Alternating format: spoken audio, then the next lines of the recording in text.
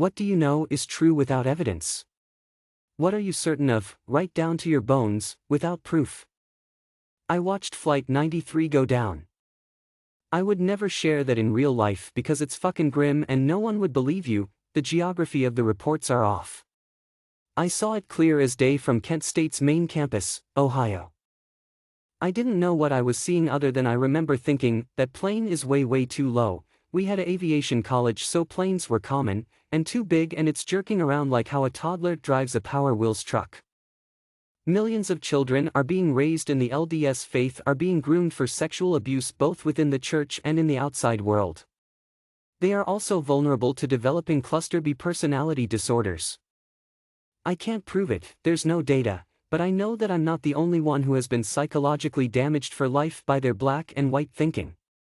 I was raised to be a perfectly compliant wife one day and agree to everything asked of me. I know too many others with the same experience. Because of my depression/anxiety, I used to frequently have episodes where if someone said something slightly different than how they normally would, I would go into a paranoia of they don't care about me, I'm a burden, they only keep me around because of X, Y, or Z. This would happen with my closest siblings, my mom, my best friend. The only person who I have not had this kind of episode with is my husband. We started dating when we were 16. Through the last 10 years I have never had one doubt that he loves me, likes me, and cherishes me.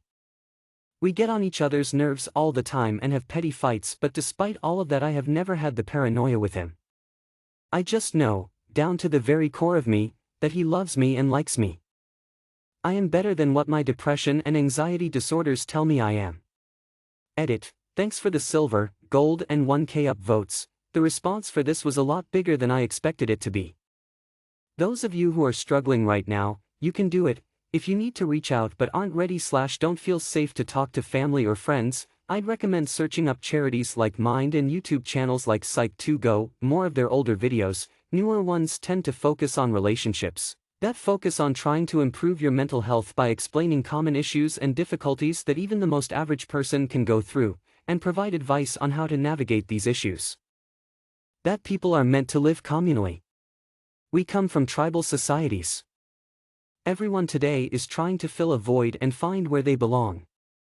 I believe this is because everyone subscribes to these intangible ideological tribes, but what they are actually looking for is the family-like support network that our ancestors had. Individualism is killing many of us. The American family splits up so easily. People are so much stronger and happier together, especially when they belong to a small collective community where people are trying to better the community and not just themselves. Americans were plumped up by the Defense Department beginning in the 1960s in expectation that they would need to survive a post-nuclear holocaust where there would be no food. Factory farming of animals began around this time. Sugar is really the worst source of problems in our chronic health crisis. And liquid sugar doubly so. Stop drinking that soda, people. It is making you profoundly sick. The same with fruit juices, they are not much better than soda, tons of liquid sugar. Cut your sugar consumption to a quarter, your body will thank you. You do not even have to abstain totally, eat some pie on your kid's birthday, that is okay. But stop the casual everyday consumption. You will quickly become leaner and the threat of having diabetes mellitus second type in the future will likely go away. Sugar, or better said fructose, which forms half of table sugar, acts as a chronic poison, if you keep eating it in large quantities. We are not built to consume a lot of sugar. Edit, added more rant. That a vast majority of people on this earth are effectively NPCs. They have maintenance routines, and a set of phrases they will repeat, and a relatively sophisticated stimulus-response mechanism. But they are still NPCs and will never fully activate themselves into the Übermensch as described by Nietzsche. Day 135 of working from home and performing the exact same tasks, I am beginning to count myself among the NPCs. Edit, what have I started? https://ichef. By Sai. Co. UK/news/768/sprod/6C83/production/_1038977772_NPC_meme_1. Not sure if this fits the bill of not having evidence, but the US government had some sort of involvement in the World Trade Center attacks. I visited the 9/11 Memorial Museum in fall when I was in America. I'm Australian. The way the museum presents itself seemed very forceful, as if you were being told how you should feel. It left the distinct impression that the government was involved somehow, a thought that made me angry. I don't know if this is just an American thing and I misunderstood the vibe, but I'll never forget the certainty it left me with. On a side note, I highly recommend checking it out if you're in New York, very interesting to go through. This is gonna sound crazy, but when I was a kid I killed an ant and it came back to life. I saw it crawling and crushed it as hard as I could with my foot. Like I really was trying to crush any life out of it.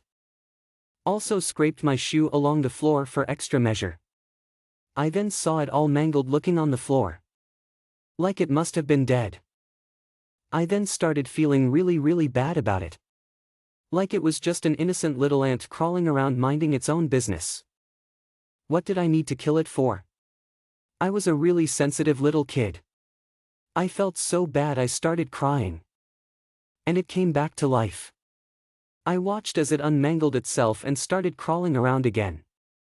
No one believed me, obviously. If anyone has a scientific explanation for this, would love to hear it.